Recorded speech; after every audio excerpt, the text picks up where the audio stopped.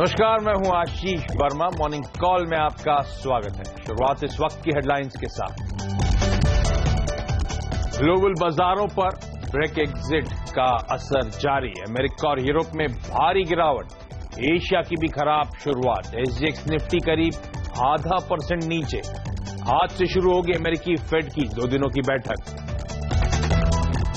मई में 21 महीने की ऊंचाई पर पहुंची रिटेल महंगाई। आरबीआई से ब्याज दरों में कटौती की उम्मीद पड़ी फीकी। आज दोपहर 12 बजे आएंगे थोक महंगाई दर के आंकड़े। आरबीआई ने डूबते कर्ज के रिस्ट्रक्चरिंग की गाइडलाइंस की जारी। कर्ज की रिकवरी के लिए बैंकों को मिलेंगे ज्यादा अधिकार, प्रमोटर्स को भी राहत। पावर और स्टील कंपनियों को होगा फायदा। जीएसटी पर आज से कोलकाता में शुरू होगी राज्यों के वित्त मंत्रियों की बैठक। अरुण जेटली और अमित मित्रा की 4 बजे प्रेस कॉन्फ्रेंस। फोकस में रहेंगे लॉजिस्टिक शेयर्स। 21 जून से खुलेगा महानगर गैस आईपीओ। प्राइस बैंड 455 से 485 रुपए। प्रमोटर बीपीसीएल को होगा फायदा। देश के दक्षिण पश्चिमी इलाके में मानसून की रफ्तार धीमी, लेकिन 2 से 3 दिनों में मानसून के महाराष्ट्र पहुंचने की पूरी संभावना। और लिंक्डइन को खरीदेगी माइक्रोसॉफ्ट। करीब 2.25 लाख करोड़ की डील लगभग तय। लिंक्डइन नाम का ब्रांड जारी रहेगा। लेकिन सबसे पहले देख लीजिए इस मंगलवार की सुबह किस तरह के संकेत आ रहे हैं। कल ही की तरह ग्लोबल मार्केट्स दबाव में और एसजीएक्स निफ्टी दिखा रहा है, यानी कि हमारा जो निफ्टी सिंगापुर में लिस्टेड है, जिससे हम सबसे पहले संकेत लेते हैं 1/3% की कमजोरी के साथ वहां पे आज कामकाज हो रहा है। तो शुरुआत शायद भारतीय बाजारों की आज कमजोर। दरअसल अक्रॉस एशिया प्रेशर है। सारे मार्केट ज्यादातर लाल निशान में कामकाज करते हुए नजर आएंगे। इसलिए मैंने कहा था कल ही के तर्ज पे आज के भी क्यूज सिमिलर नजर आ रहे हैं। हालांकि कल सेल ऑफ बहुत तगड़ा था एशियन मार्केट्स में। अमेरिका में हमने देखा डाउ में ट्रिपल डिजिट यानी कि 100 पॉइंट से ज्यादा की नरमी दबाव था। वहां के मार्केट्स प्रेशर में थे। यूरोप आपकी स्क्रीन पर 1 से 2% के आसपास का दबाव। और ध्यान रखें इस हफ्ते जैसे कल भी मैंने सुबह हाईलाइट करा था, सेंट्रल बैंक्स के एक्शन फोकस में है। आज से एफओएमसी की 2 दिनों की बैठक, कल बैंक ऑफ जापान की बैठक और अगले हफ्ते ब्रेक्जिट को लेकर सबसे इंपॉर्टेंट वो रेफरेंडम यानी कि वोटिंग होनी है ब्रिटेन में। उससे पहले ये नर्वसनेस है, लगातार कमजोरी बनी हुई है। सीएनबीसी आवाज के मार्केट से अनिल सिंघवी का मानना है कि इंडियन मार्केट्स में आज भी उतार चढ़ाव देखने को मिलेगा। तो अस्थिरता वाला मार्केट होगा, वोलेटिलिटी देखने को मिलेगी। ऐसे में रणनीति क्या हुई अनिल से समझेंगे जब उनसे फोन लाइन पे बातचीत होगी। लेकिन इस समय ग्लोबल संकेत बेहद इंपॉर्टेंट है और आज फिर वो नर्वसनेस, फिर वो कमजोरी। मेरे साथ मेरे सहयोगी और आवाज के सीनियर एडिटर नीरज वाजपेयी जुड़ चुके हैं। नीरज जी आए, गुड मॉर्निंग। कल सुबह हम बात कर रहे थे लगभग वही बड़े इवेंट्स लाइंड अप है, इसीलिए प्रेशर है। वही मूड अभी भी बिगाड़ रहा है क्या? बिल्कुल, ब्रेक्सिट जो एक वर्ड है यही मूड बिगाड़ रहा है और इसमें थोड़ा सा इजाफा हुआ है आशीष। एक गार्डियन नाम का अखबार है वहां पे, उसने एक सर्वे कराया था। उस पोल में निकल के आया कि जो लोग इस पक्ष में है कि ब्रेक्सिट हो यानी ब्रिटेन यूरोप की जो पूरा संघ है उससे बाहर निकले, उसके पक्ष में 55% लोगों ने पोल में पार्टिसिपेट किया। तो यानी अब संभावनाएं वहां की रिपोर्ट के मुताबिक बढ़ रही है कि ब्रेक्जिट होके रहेगा। यही वजह थी कल पूरे दुनिया भर के बाजारों में एक बार फिर से ब्रेक्जिट के साथ था और यूएस के मार्केट भी कमजोरी के साथ बंद हुए। यूरोप तो 1 से 1.5 से करीब 2% तक कई मार्केट गिरे हैं। तो वो प्रेशर लगातार बना रहा। आईटी स्टॉक्स खासतौर पर अगर आप अमेरिका की देखेंगे तो वहां पे अच्छा खासा प्रेशर बना हुआ था। खाली एक स्टॉक जो लिंक्डइन की डील हुई थी उसकी वजह से लिंक्डइन का स्टॉक काफी ऊपर चला गया। लेकिन पूरा जो संकेत दिखाई दे रहे हैं कि अब ब्रेक्जिट की मार दिख रही है, वही असर आपको गोल्ड में दिखेगा। एक शानदार रैली गोल्ड में देखने को मिली और काफी ऊंचाई पे वो पहुंच गया। जबकि क्रूड आप देखिए $47 के आसपास तक आगे चला गया, क्योंकि जो पूरा सिनेरियो बन रहा है दुनिया भर के बाजारों का वो है कि ब्रेक्जिट शायद हो के रहेगा, क्योंकि जो पोल सजेस्ट कर रहे हैं गार्डियन अखबार के उसके मुताबिक।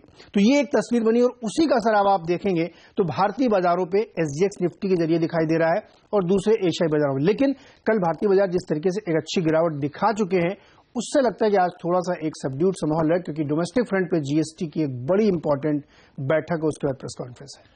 ओके, तो जो प्रो ब्रेक्जिट सेंटिमेंट्स हैं यानी कि जो चाहते हैं कि ब्रिटेन यूरो जोन से बाहर हो जाए, उसका पलड़ा हल्का भारी होता हुआ गार्डियन की बात करें। इनफैक्ट कई सारे जो पोल्स आए थे फ्राइडे को और ओवर द वीकेंड इस बात को हाईलाइट करें कि उनका थोड़ा सा पलड़ा भारी होता हुआ नजर आ रहा है और इसलिए ग्लोबल मार्केट्स में थोड़ा सा नर्वसनेस के साथ कामकाज है। इसीलिए आपने देखा कच्चे तेल में प्रेशर आया, इसीलिए सोना लगातार खरीदारी और एक महीने के हाईज पे, 4 हफ्तों के हाईज पे सोना कामकाज कर रहा है। कमोडिटी मार्केट्स में आगे डिटेल में चर्चा करूंगा, लेकिन नीरज ने जैसे टच अपॉन करा कि इंडियन मार्केट के डोमेस्टिक सेंटिमेंट भी इंपॉर्टेंट है। एक तो इन्फ्लेशन जो इंच अप हो रहा है और दूसरा जीएसटी के लिए जो बैठक है फाइनेंस मिनिस्टर्स की राज्यों के, वो आज से शुरू होने वाली है। तो उस पे डोमेस्टिक क्यूज पे भी बाजार की नजर रहने वाली है। लेकिन मई में रिटेल महंगाई दर जो कल देर शाम आई है 21 महीने की ऊंचाई पर पहुंच गई है, यानी अब आरबीआई से ब्याज दर में कटौती की उम्मीद कम हो गई है। आंकड़ों को डिटेल में समझने के लिए बात करते हैं पूजा त्रिपाठी से और उसके बाद अनिल सिंघवी से जुड़ेंगे और उनसे फिर पूछेंगे आज की रणनीति। पूजा, 21 महीने के हाई, हमारी उम्मीद से ज्यादा महंगाई बढ़ती हुई?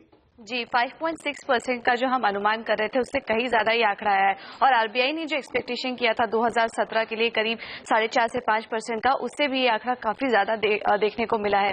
जो असर आया है वो फ्यूल इन्फ्लेशन की वजह से आया है। कच्चे तेल के दामों में अब रिकवरी हो रही है जिसके चलते फ्यूल इन्फ्लेशन में बढ़त हुई है और सबसे ज्यादा असर जो देखने को मिला है वो है वेजिटेबल इन्फ्लेशन में। अप्रैल का अगर आंकड़ा देखें तो वो करीब 5% के आसपास था और वो अभी बढ़कर इस महीने करीब 11% के पास पहुंच चुका है, जिसके चलते हमने देखा कि फूड इन्फ्लेशन में भी असर पड़ा है। इस बार ये आंकड़ा करीब 7.55% के आसपास है, पिछले महीने के 6.32% के सामने। तो फूड इन्फ्लेशन में काफी ज्यादा बढ़त की वजह से इस बार हमने देखा है कि महंगाई के आंकड़ों में काफी ज्यादा बढ़त देखने को मिली है और इस वक्त अपने 21 महीने के उच्चतम स्तर पर पहुंच चुका है। ओके, तो महंगाई इंच अप या बढ़ती हुई 21 महीनों के हाईज पे।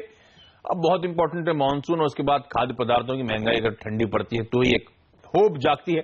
इस समय तो दिक्कत की बात है ये सीपीआई या फिर रिटेल इन्फ्लेशन। आज डब्ल्यूपीआई या होलसेल इन्फ्लेशन के आंकड़े आने वाले हैं, दोपहर 12 बजे के आसपास वो आंकड़े आएंगे तो सबकी नजर उस पर रहेंगी। हालांकि सीपीआई इन्फ्लेशन ज्यादा इंपॉर्टेंट होता है आरबीआई और पॉलिसी डिसीजंस के लिहाज से। लेकिन चलिए अब आज की रणनीति। कल आपको याद होगा भारतीय बाजारों में ग्लोबल क्यूज के तर्ज पे ही प्रेशर देखने को मिला था। सेंसेक्स 240 अंक का दबाव दिखा रहा था, निफ्टी में 60 पॉइंट की कमजोरी थी। हालांकि लकीली 8100 के ऊपर जाके 8110 के लेवल्स पे जाके बंद हुए। लो से ऑलमोस्ट 45 पॉइंट के आसपास की रिकवरी इंडियन मार्केट्स ने दिखाई है। ब्रॉडर मार्केट्स में मिड कैप्स 2/3, स्मॉल कैप्स 0.5% का दबाव। मार्केट ब्रेथ कमजोर थी कल के कारोबारी सत्र में। बैंक्स, मेटल, ऑटो, ये कुछ स्पेसिफिक पॉकेट्स थी जो दबाव बना रही थी। इनफैक्ट मेरे ख्याल से फार्मास्यूटिकल्स ही एक ऐसी सेक्टोरल इंडेक्स था, सेक्टोरल पॉकेट थी जो हरे निशान में थी। अदरवाइज अक्रॉस द बोर्ड कल सेलिंग थी, चौतरफा बिकवाली का दिन था। ICICI, Tata Motors, HDFC, Bharti, कुछ हैवीवेट से जो खासा दबाव बना रहे थे। एफआईज ने कल 212 करोड़ रुपए की भारतीय बाजारों में कैश मार्केट में खरीदारी करी। दिक्कत थी घरेलू संस्थागत निवेशक जिनकी तरफ से एक तगड़ा 600 करोड़ रुपए के आसपास का सेलिंग का आंकड़ा आया है। लेकिन इस बीच आपकी स्क्रीन पे एसजीएक्स निफ्टी एक बार फिर से लाना चाहूंगा। जब मैंने प्रोग्राम की शुरुआत करी थी 26 पॉइंट का दबाव था, अब महज मेरे ख्याल से 14 पॉइंट, यानी कि आधा अपने लो से एसजीएक्स निफ्टी रिकवर करता हुआ नजर आ रहा है। एक बात का ध्यान रखें, जो नीरज गार्डियन का पोल कह रहे थे, तमाम पोल जो आ रहे थे ब्रेक्जिट के, उस पर ग्लोबल मार्केट्स ने कल देर शाम रिएक्ट करा होगा, लेकिन हमने कल दिन में ही उसमें पूरा रिएक्शन दिखा दिया था। इसलिए शायद आज उस लिहाज से इतना प्रेशर ना देखने को मिले आपको इंडियन मार्केट्स में। लेकिन चलिए सिंघवी सेवास के मार्केट से डेटा अनिल सिंघवी अब मेरे साथ जुड़े हैं। अनिल जी हाय, गुड मॉर्निंग। थोड़ी सी कंफ्यूजिंग थी आज आपकी रणनीति की, उतार चढ़ाव रहेगा, तो इस वॉलेटिलिटी के बीच में मैं करूं क्या सर? क्या ट्रेड करूं निफ्टी में या फिर अवॉइड करूं आज के लिए? नहीं, ट्रेड करना चाहिए लेकिन लेवल से। और एक बात है जो साफ दिख रही है आशीष, वो ये कि पहली बात तो एक बाजार में उतार चढ़ाव अच्छा खासा बढ़ेगा, पॉइंट नंबर 1।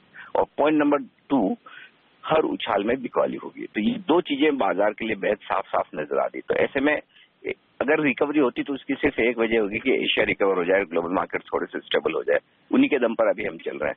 तो उस रिकवरी में आपको बिकवाली करनी है और बिकवाली करने की सही जगह वैसे देखा जाए तो 8200 के आसपास बनती है। तो 8150 से 8200 वो रेंज होगी जहां पर या तो आप प्रॉफिट बुकिंग कर लें, अगर आपकी तेजी की पोजीशन है, निकलना चाहे निकल लें, या वहां पर एग्रेसिव ट्रेडर्स ने तो शॉर्ट बनाए। तो अब से लेकर भारतीय बाजारों के खुलने तक एशियाई बाजार किस तरह से ट्रेड करते हैं उसी के लिहाज से ओपनिंग होगी, तो वहां पर नजर रखें। अब नेक्स्ट सपोर्ट जो निफ्टी पर नीचे आता दिखा है वो आ रहा है 8000 से लेकर 8050 की रेंज में। वहां पर शायद बाजार रुकने की कोशिश करे और कल भी 8050 के लेवल को होल्ड किया बाजार ने। तो वहां पर जब बाजार आएगा थोड़ी खरीदारी होगी, थोड़ी शॉर्ट कवरिंग भी आएगी।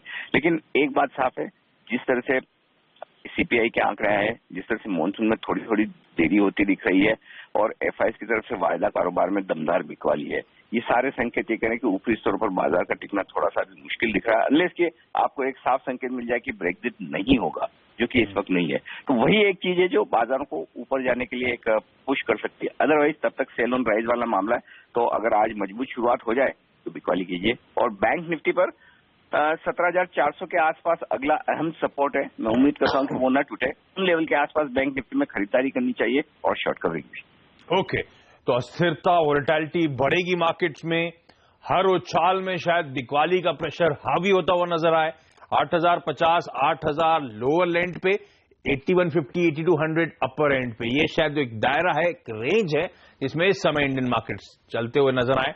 और जब तक एक्चुअली ब्रिटेन के एग्जिट को लेकर या ब्रेक्जिट को लेकर क्लैरिटी नहीं आती, तब तक ये वोलेटिलिटी शायद कंटिन्यू रहती हुई नजर आए। लेकिन चलिए बाजार पे एक और एक्सपर्ट, मैक्स रोड कैपिटल के डायरेक्टर आशुतोष सरना आप मेरे साथ जुड़ रहे हैं। आशुतोष जी, कल के प्रेशर के बाद क्या फर्दर सेल ऑफ है या फिर हिम्मत करके खरीदारी कर डालूं बाजार में? Very good morning Ashish ji. Ashish ji, मैं समझता हूँ सेल ऑफ थोड़ा सा जरूर आएगा, एक प्रेशर देखने को मिल सकता है, बट वो प्रेशर वही 40 से 45 पॉइंट की रेंज है जो कल हमने देखा कि वहां से एक रिकवरी देखने को मिली। तो वही रेंज में मैं समझता हूँ कि एक बार बाइंग अपॉर्चुनिटी दोबारा से देखनी चाहिए। आज कुछ भी प्रेशर के साथ मार्केट नीचे को खुलता है तो वहां अपॉर्चुनिटी देखें। स्पॉट लेवल्स की बात करें तो 8050 एक स्टॉप लॉस रहेगा और ऊपर मुझे लगता है कि 8170 निकलने की पार निकलते हुए हम निफ्टी जरूर देखेंगे। तो किसी भी गिरावट में खरीदारी करने के मौके ढूंढने चाहिए मुझे इस समय। जी बिल्कुल। 8,050 का स्टॉप, 8170 के टारगेट्स के लिए अप्रोच करें। लेकिन आशुतोष जी, कोई स्टॉक स्पेसिफिक आइडियाज भी प्लीज शेयर करें। जी मुझे लगता है स्टील और मेटल्स एक ऐसा काउंटर है जिसमें अच्छी बाइंग देखने को मिल सकती है। टाटा स्टील एक काउंटर रहेगा, 319 पे स्टॉप लॉस रखेंगे और 332 के टारगेट्स के लिए अप्रोच करेंगे। सेकंड, इंफ्रास्ट्रक्चर, रिलायंस इंफ्रा एक स्टॉक रहेगा, उसमें स्टॉप लॉस रहेगा 529 और 548 के टारगेट्स के लिए ट्रेड करेंगे। ओके, तो टाटा स्टील कल अच्छे खासे प्रेशर में था, 3-3.5% की कमजोरी थी। शायद आज बाउंस के लिए वहां पे प्ले अप करना चाहिए, खरीदारी करें। और रिलायंस इंफ्रा दूसरा स्टॉक होगा जो आशुतोष को पसंद आ रहा है। सर, सुबह सुबह वक्त निकालने के लिए आपका धन्यवाद। और अब सीधे चलते हैं पूजा के पास। उन्होंने कुछ और एक्सपर्ट से सुबह सुबह बात करी थी, कुछ और ट्रेडिंग आइडियाज उनके पास हैं। पूजा बताएं। जी आज सारे ही कॉल्स में खरीदारी की राय आ रही है। मनोज सचदेवा ने बैंकिंग सीमेंट काउंटर एसीसी में खरीदारी करने की राय दी है और 1590 तक के लेवल्स इस स्टॉक में देखने की उम्मीद की जा रही है। इसके अलावा विशाल मलकार ने यूबीएम में खरीदारी करने की राय दी है, 770 के लेवल्स इस स्टॉक में देखने की उम्मीद है। और आखिरी कॉल में हेमंत कपाड़िया ने एचपीसीएल में खरीदारी करने की राय दी है, 900 के लेवल्स देखने की उम्मीद है इस स्टॉक में और 893 का स्टॉप लॉस लगाकर चलेगी राय। तो टेक्निकल एनालिस्ट की माने तो बाजार इतना बुरा नहीं होने वाला। आज निफ्टी में खरीदारी करके चलें और इनफैक्ट पांचों के पांचों जो स्टॉक स्पेसिफिक ट्रेडिंग आइडियाज आए हैं सब खरीदारी करने की सलाह। Tata steel, Reliance infra, ACC, United breweries और एचपीसीएल। टारगेट्स और स्टॉप लॉसेज आपकी सीरीज पर प्लीज नोट डाउन कर लें। लेकिन आज कौन से टॉप 5 शेयर्स रहेंगे फोकस में खबरों की वजह से, यानी कि आज के टॉप स्टॉक्स से न्यूज कौन से होने वाले हैं? मेरे साथ मेरे सहयोगी हेमंत घई अब स्टूडियो में जुड़ चुके हैं। हेमंत, हाय, गुड मॉर्निंग। स्टॉक्स कौन से डाल पे रहेंगे? बीपीसीएल के ऊपर नजर रखिए। आप सब जानते हैं कि महानगर गैस का जो आईपीओ है वो अब जल्द खुलने वाला है। इसकी तारीख आ गई है 21 जून। तो जाहिर सी बात है क्योंकि बीपीसीएल बड़ा शेयर धारक है इस कंपनी में, तो यहां पर इसको फायदा होगा जब ये आईपीओ आएगा। इस शेयर में तेजी आज के दिन देखने को मिल सकती है। आईटीआई पर भी नजर रखिए। छोटी मझौली कंपनियां अच्छा प्रदर्शन शायद दिखा सकती हैं खबरों के दम पर, क्योंकि टेलीकॉम इक्विपमेंट्स बनाने वाली कंपनियों को सरकार बड़े स्वॉप्स देने की तैयारी में, बड़ी छूट देगी और इसीलिए आईटीआई की शेयर में आज रैली बन सकती है। साथ ही फर्टिलाइजर शेयरों पर भी नजर रखिए। हालांकि मॉनसून विलंब से जरूर चल रहा है, लेकिन आप देखिए दीपक फर्टिलाइजर को फायदा इसलिए मिल सकता है क्योंकि जो सरकार है, जो बकाया सब्सिडी है वो अब देना शुरू कर रही है। जो कंपनियां क्लेम कर रही हैं कि हमारी इतना पैसा बकाया है, सरकार उसको रिलीज कर रही है। और हमने आपको बताया भी था सीएनबीसी आवाज पर कि सरकार इस तरह का मन बना रही है कि पूरी की पूरी जो सब्सिडी है वो आगे आने वाले कुछ महीनों में इन कंपनियों को दे दे। तो वो होता हुआ दिख रहा है। लॉजिस्टिक्स कंपनियों पर फिर से नजर रखिए और आप देखिए पिछले एक हफ्ते से जिस तरह से अच्छी तेजी देखने को मिली है, ये तेजी आज शायद कंटिन्यू रह सकती है। गति में वीआरएल लॉजिस्टिक्स पर नजर रखिए, टीसीआईएफ के ऊपर नजर रखिए। आज अरुण जेटली, अमित मित्रा मिलकर एक प्रेस कॉन्फ्रेंस करने वाले हैं। शाम बाजार बंद होने के बाद करीब 4 बजे के आसपास ये प्रेस कॉन्फ्रेंस होगी और आज राज्यों के वित्त मंत्री अरुण जेटली के बीच में कोलकाता में ये इंपॉर्टेंट बैठक होने वाली है। एक्सपेक्टेशन यही लगा रहा है बाजार कि एक ब्रेक थ्रू मिलेगा, एक कंसेंसस बनेगा जीएसटी बिल को इस बार मॉनसून सेशन में पास कराने के ऊपर। इस पर नजर रखिएगा। बालाजी टेली पर भी नजर रखिए।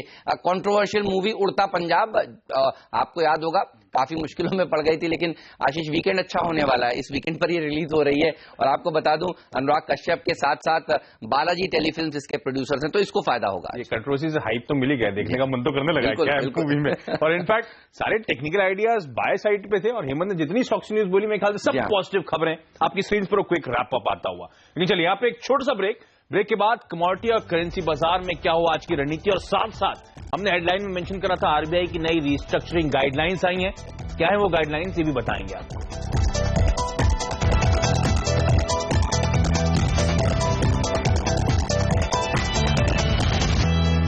ब्रेक के बाद आपका स्वागत है। और आरबीआई ने डूबते कर्ज से निपटने के लिए नई स्कीम शुरू की है। इस स्कीम में बड़े एनपीएस की रिस्ट्रक्चरिंग मुमकिन हो पाएगी। हमारी सहयोगी निशा पोद्दार हमारे साथ जुड़ रही है। निशा, हाय, गुड मॉर्निंग। आरबीआई की नई स्कीम में खास क्या है और इस स्कीम से बैंकों को क्या फायदा होगा? बहुत बहुत धन्यवाद इसके लिए। ये बहुत बड़ा लैंडमार्क गाइडलाइन है जो आरबीआई ने जारी किया है। इससे क्या होता है कि इतने दिन से जो SDR that is strategic debt restructuring के जरिए जो बैंक्स 51% कंपनी में लेके फिर उसको बेचने की तैयारी करते थे, वो ज्यादा कुछ काम अभी तक आया नहीं। इसलिए वो अब जो एक सिस्टम है वो काफी उसमें रियायत दी गई है आरबीआई के से इस बार। सो क्या इस बार होगा कि बैंक्स को ये मंजूरी दी गई है कि वो जाके एक जो कंपनी हाई डेट कंपनी है उसकी थोड़ी डेट को इक्विटी में कन्वर्ट कर सकती है, लेकिन इसलिए उसको प्रोमोटर को चेंज करने की जरूरत नहीं है। इससे क्या होगा कि प्रोमोटर्स भी बैंक्स के साथ काम करेंगी कंपनीज को रिवाइव करने के लिए। ऐसा नहीं है कि प्रोमोटर्स को के लिए ये लॉबी की गई है, लेकिन बैंक्स को ज्यादा बायर्स मिल नहीं रहे थे इन स्ट्रेस्ड एसेट्स के लिए, क्योंकि इकोनॉमी भी अच्छी नहीं चल रही है। इसीलिए ये एक रियायत आरबीआई ने दी है, क्योंकि बैंक्स ने ये प्रपोज किया।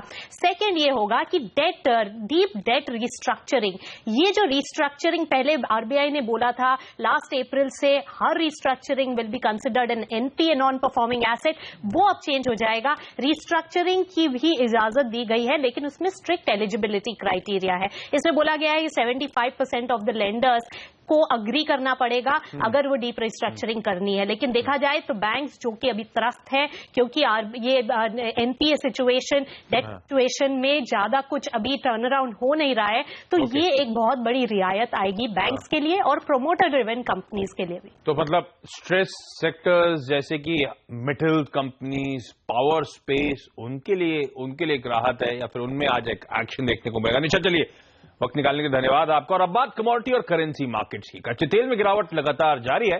नामेक्स $49 के नीचे फिसल गया है। ब्रेंट भी $50 के नीचे कामकाज कर रहा है। उधर फेड की बैठक और ब्रेक्जिट पर ऐलान से पहले सोने में तेजी जारी है। सोना 4 हफ्ते की ऊंचाई पर पहुंच गया है, लेकिन कल डॉलर के मुकाबले रुपया 37 पैसे कमजोर होकर 67.13 के लेवल्स पर जाकर बंद हुआ है। आज कमोडिटीज और करेंसी मार्केट्स के ट्रेड में रणनीति हमारी क्या हो? एंजल कमोडिटीज के अनुज गुप्ता आप मेरे साथ जुड़ रहे हैं। अनुज जी, सबसे पहले तो सोना सर, बड़े इंपॉर्टेंट इवेंट्स इसके लिहाज से लाइंड अप है और लगातार मजबूती, अभी भी खरीदारी कंटिन्यू होगी क्या? Good morning Ashish ji. बिल्कुल, अगर देखें तो गोल्ड में 30,000 का जो लेवल था वो ब्रीच किया है और उसके ऊपर ही क्लोज हुआ है। अगर हम वीकली भी देखें तो लास्ट वीक भी मार्केट पॉजिटिव ही क्लोज हुआ था। कल के सेशन में हमने देखा था काफी अच्छी रैली देखने को मिली थी। और अगर हम देखें तो आज फेड की मीटिंग भी स्टार्ट होने वाली है, तो कहीं ना कहीं मुझे लगता है कि गोल्ड के लिए पॉजिटिव आउटकम यहाँ आते हुए दिखाई देंगे। तो मुझे लगता है कि गोल्ड के अंदर अभी बाइंग में ही रहना चाहिए। गोल्ड हमें लगता है कि करीबन 30,500 तक के लेवल देखने को मिल सकते हैं। ओके, तो सोने में खरीदारी करके चलें। साथ साथ अनुज का मानना है कच्चे तेल में बिकवाली, और वहां पर 3200 के टारगेट्स के लिए आप अप्रोच करें, और वहां पर प्रेशर लगातार कंटिन्यू होता हुआ आपको नजर आएगा। लगातार 3 दिन से अमेरिकन क्रूड प्रेशर में है। अनुज जी, आपका बहुत धन्यवाद सुबह से वक्त निकालने के लिए। और इस बीच रुपये में शायद और कमजोरी देखने को मिले। एंजल कमोडिटीज की राय है खरीदारी करके चलें 6760 के टारगेट्स के लिए। लेकिन यहां पे एक छोटा सा ब्रेक, आगे एग्जेक्स निफ्टी की चाल पर नजर डालेंगे और साथ ही आज से के जो इंपॉर्टेंट इवेंट्स हैं, यानी कि इवेंट्स कैलेंडर, वो भी डिटेल करेंगे।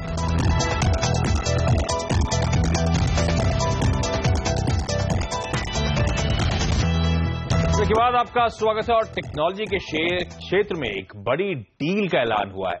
सॉफ्टवेयर बनाने वाली दुनिया की सबसे बड़ी कंपनी माइक्रोसॉफ्ट ने प्रोफेशनल नेटवर्किंग कंपनी लिंक्डइन को खरीदने का ऐलान कर दिया है। यह डील के लिए माइक्रोसॉफ्ट लिंक्डइन को $26 अरब यानी करीब $2.25 लाख देगी। ज्यादा SGX निफ्टी आपकी स्क्रीन पर आएगा। हल्के दबाव के इंडिकेशन 17 पॉइंट की कमजोरी, लेकिन एक्सपर्ट्स मानते हैं गिरावट में खरीदारी करने के मौके। आशुतोष मानते हैं 8170 के टारगेट्स के लिए खरीदारी करें। लेकिन मॉर्निंग कॉल में आज के लिए इतना ही। छोटा सा ब्रेक के बाद हेमंत और नीरज आपके लिए लेकर आएंगे स्टॉक 2020। नमस्कार।